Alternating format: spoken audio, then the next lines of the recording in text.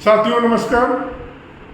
न तेरा है न मेरा है, ये हिंदुस्तान सबका है। नहीं समझोगे अगर ये बात तो नुकसान सबका है। प्रजा सुखे सुखे राज्यम प्रजा नाम चाहिते हितम।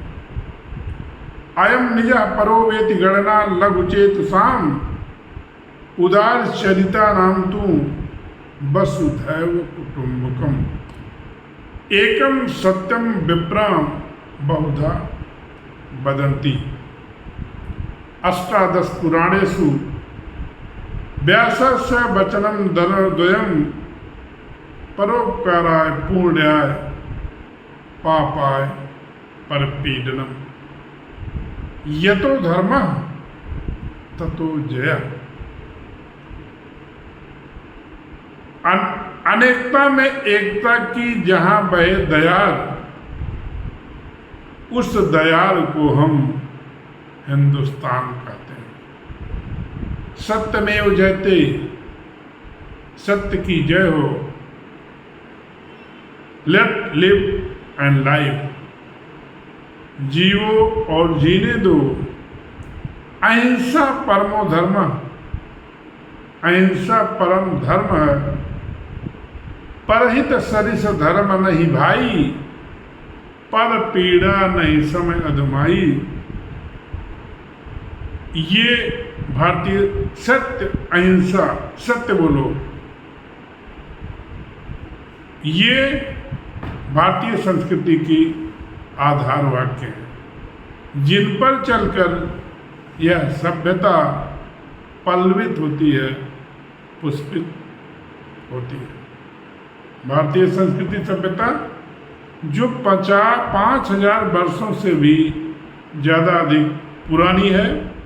भारत का गौरव, जो सोने की चिड़िया कहा जाता था, कभी भारत ने किसी दूसरे देश पर अटैक नहीं किया, कभी कहीं पर गुलाम नहीं बनाया, कहीं व्यापार सुदूर देशों तक किया, लेकिन कहीं प्रवेश नहीं बनाए। ज्ञान शिक्षा का प्रचार प्रसार किया, लेकिन धर्म परिवर्तन नहीं किया।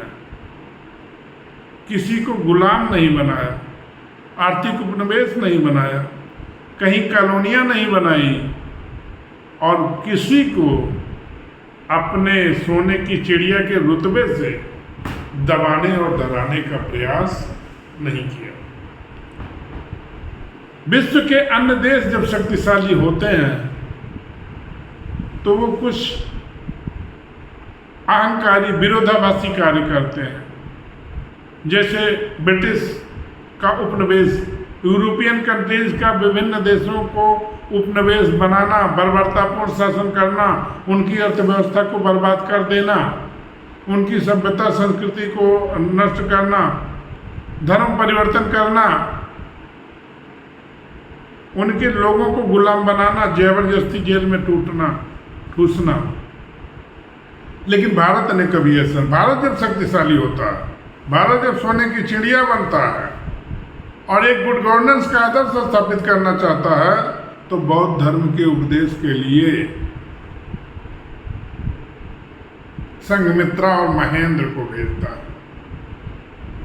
भारत जब अपना गौरव प्राप्त करता है तो उसका प्रभाव लोगों पर पड़ता है। हमारे तक्षशिला, नालंदा ऐसे केंद्रों में विश्व के अनेक लोग आकर के निःशुल्क शिक्षा प्राप्त करते हैं। यूनान में से रोम सब मिट गए जहां से, लेकिन अभी है बाकी नामो निशा हमारा। क्या बात है कि हस्ती मिटती नहीं हमारी, सदियों रहा दुश्मन दौरे जहां हमारा। क्या बात है कि हस्ती मिटती नहीं हमारी, शक आए, कुषाण आए, ऊंड आए, गजनी गोरी आए, चंगेज खान आए, लेकिन यहाँ की वैभव को, अस्मिता को, यहाँ के सौभाग्य को कोई कुचल नहीं पाया। हीरों से ये वो धरती है जिसने हीरो से इनका दामन भर दिया था। ये वो धरती है, इकबाल साहब की बड़ी खूबसूरत लाइनें हैं, ये वो धरती है जहां सूफियों की मीठी जुबान निकली है। ये धरती है त्याग तपस्या तपोवन के संस्कृति की है।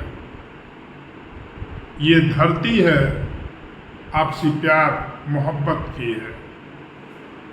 और भारत, हम पर आक्रमण, इतने आक्रमण क्यों हुए? क्या हम गरीब थे? नहीं। क्या हम कमजोर थे?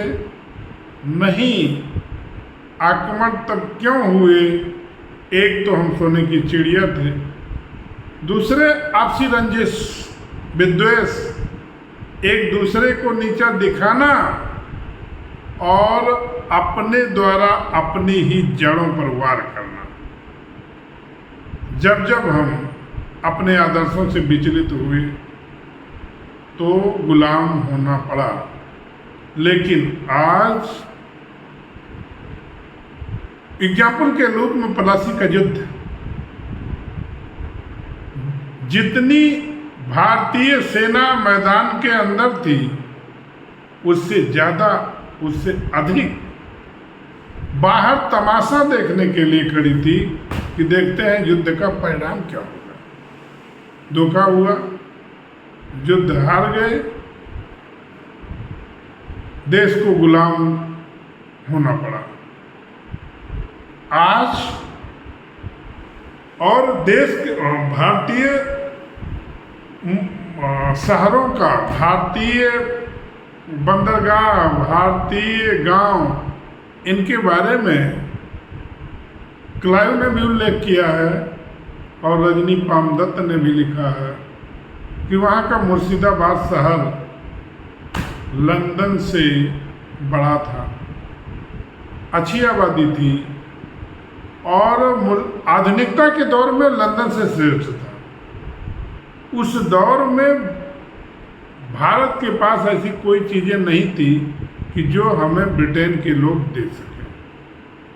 हम आपसी टूटन का शिकार हुए, कभी हम लोगों ने वो नहीं किया।